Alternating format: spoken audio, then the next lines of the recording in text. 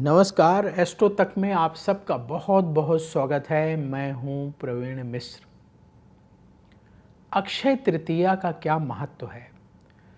प्राचीन काल से लेकर अभी तक अक्षय तृतीया के दिन कौन कौन सी महत्वपूर्ण घटनाएं हुई हैं?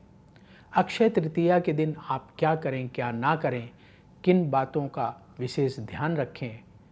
जो लोग खरीदारी करना चाहते हैं, क्या खरीदें, क्या दान करें, क्या करना सबसे ज़्यादा उचित होगा, ये सब कुछ आइए जानते हैं।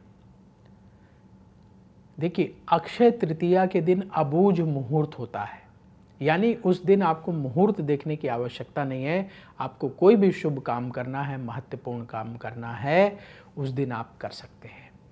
हमारे हिंदू धर्म में कुछ तिथियां ऐसी हैं जो बहुत ही पवित्र मानी जाती हैं, उनमें से अक्षय तृतीया भी एक है। तो इसके नाम से स्पष्ट है, अक्षय यानी जिसका कभी क्षय ना हो, जो सदा बना रहे, उसे ही अक्षय कहा जाता है।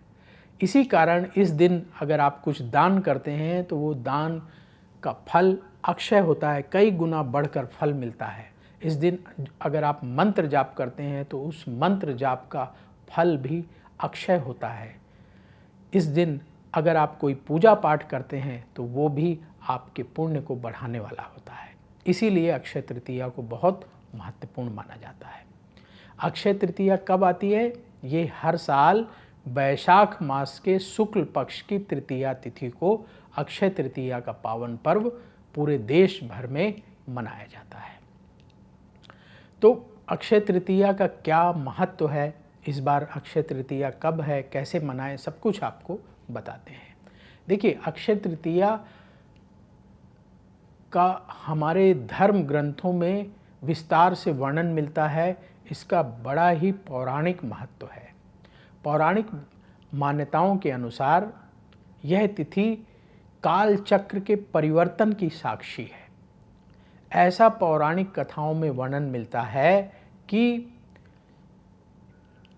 हिंदू समय की गणना के अनुसार देखा जाए तो अक्षय तृतीया के दिन ही सतयुग का समापन हुआ था और त्रेता युग का आरंभ हुआ था। तो ये एक बड़ी घटना हुई थी अक्षय तृतीया के दिन, सतयुग का समापन और त्रेता युग का आरंभ। अक्षय तृतीया के दिन ही भगवान विष्णु के अवतार भगवान परशुराम का जन्म हुआ था। परशुराम जी के बारे में आप जानते हैं, उनको शास्त्रों का और शस्त्रों का विशेष ज्ञान था। तो इसी दिन हम परशुराम जी का जन्मोत्सव भी मनाते हैं। अक्षय तृतीया के दिन उनका प्राकट्योत्सव इसी दिन मनाया जाता है। अक्षय तृतीया के दिन ही ऐसी मान्यता है कि महाभारत काल में पांडवों के वनवास के दौरान भगवान सूर्य देव ने उन्हें अक्षय पात्र प्रदान किया था, जिससे उन्हें कभी भी अन्न की कमी नहीं होती थी। अक्षय पात्र, ऐसा ग्रंथों में वर्णन मिलता है कि अक्षय तृतीया के दिन ही द्वारकाधीश भगवान श्री कृष्ण अपने परम मित्र सुदामा की दरिद्रता को समाप्त कर देते हैं। ये वही दिन है, यानी जिस दिन भगवान कृष्ण ने अपने मित्र सुदामा की दरिद्रता समाप्त की थी, उस दिन अक्षय तृतीया थी। तो अक्षय तृतीया के बारे में बहुत सारी घटनाएं हमारे धर्म ग्रंथों में मिलती हैं कि कौन कौन से महत्वपूर्ण कार्य हुए थे। अब ये है कि अक्षय तृतीया इस बार कब है, तो अपने दर्शकों को बता दें कि जैसा हमने पहले कहा कि हर साल वैशाख मास के शुक्ल पक्ष की तृतीया तिथि को अक्षय तृतीया मनाई जाती है। तो इस साल ये 19 अप्रैल 2026 को मनाई जाएगी। बिल्कुल भी कन्फ्यूज़न अपने दिमाग में ना रखें। क्यों? क्योंकि 19 अप्रैल 2026 को अक्षय तृतीया की शुरुआत होगी सुबह 10:49 पर और इसका समापन होगा 20 अप्रैल 2026 को 7:27 तक। तो 19 अप्रैल को ही अक्षय तृतीया का पावन पर्व मनाया जाएगा।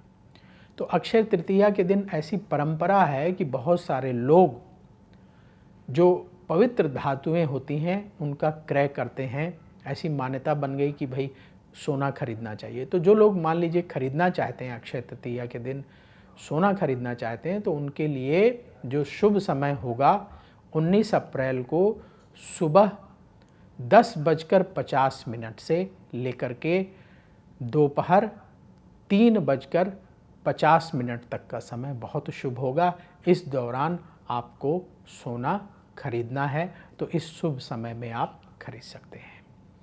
तो जैसा कि हमने आपको बताया अपने दर्शकों को कि इस दिन अबूझ मुहूर्त होता है, तो अगर आपको कोई महत्वपूर्ण कार्य करना है तो वो ज़रूर आप इस दिन कर लीजिए। जैसे आपको विवाह करना है, गृह प्रवेश करना है, भूमि पूजन करना है, नया व्यापार शुरू करना है, वाहन खरीदना है, आभूषण खरीदना है, जैसे सोना खरीदना, उसका मुहूर्त आपको बताया। तो जो भी महत्वपूर्ण शुभ कार्य आप करना चाहते हैं आप अक्षय तृतीया के दिन कर सकते हैं। इसके लिए आपको कोई मुहूर्त देखने की आवश्यकता नहीं है। अक्षय तृतीया के दिन क्या अवश्य करना चाहिए ये जरूर जान लीजिए। देखिए, हमारे शास्त्रों में ऐसा वर्णन मिलता है कि अक्षय तृतीया के दिन दान अवश्य करना चाहिए। वो दान आपके पुण्य को बढ़ाएगा और पापों का क्षय करेगा। इसलिए अक्षय तृतीया के दिन दान करना बहुत शुभ माना जाता है। तो अक्षय तृतीया के दिन हमें क्या दान करना चाहिए?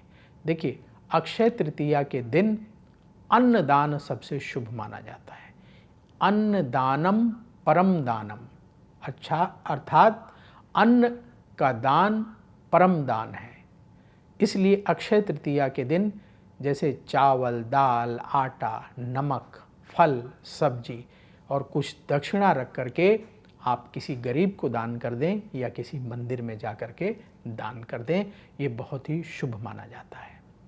इसके साथ ही अक्षय तृतीया के दिन आप रस वाले फलों का दान कर सकते हैं, क्योंकि गर्मी होगी तो जैसे तरबूज है, खरबूजा है और आम है, जो रस वाले फल हैं, उनका दान अक्षय तृतीया के दिन करना चाहिए। गर्मी का सीजन होगा तो जल का दान भी बहुत महत्वपूर्ण दान माना जाता है। तो क्या करें, एक मटका लें, उसमें उसको साफ करें, उसमें शुद्ध जल भरें और किसी गरीब व्यक्ति को दान कर दें, तो वो मटका उसके लिए काफ़ी समय तक काम आएगा, वो उसमें जल भरकर पीते रहेंगे। तो ये दान करना भी बहुत ही शुभ माना जाता है। इसके साथ ही आजकल जो थोड़ा सा समय बदला है, तो आप जल के पात्र, जो बड़े बड़े जग मिलते हैं, वो लेकर के उसमें जल भर के भी दान कर सकते हैं। जैसी सुविधा आपको बने उस हिसाब से जल दान करना चाहिए। वैसे शास्त्रों में मिट्टी के घड़े में जल भरकर दान करना सबसे शुभ माना जाता है।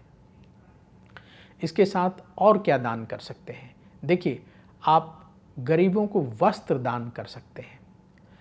गर्मियों में पहने जाने वाले वस्त्रों का दान गरीबों को करना चाहिए, ये भी बहुत शुभ माना जाता है। इसके साथ ही चरण पादुका का दान भी बहुत शुभ माना जाता है। चरण पादुका क्या होती है?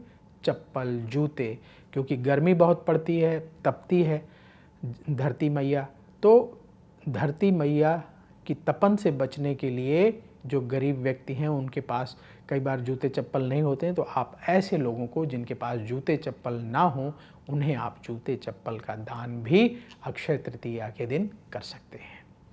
तो दान करने से पुण्य बढ़ता है और पापों का नाश होता है। तो इसलिए पापों के क्षय के लिए दान अवश्य करना चाहिए। अक्षय तृतीया के दिन और क्या कर सकते हैं आप?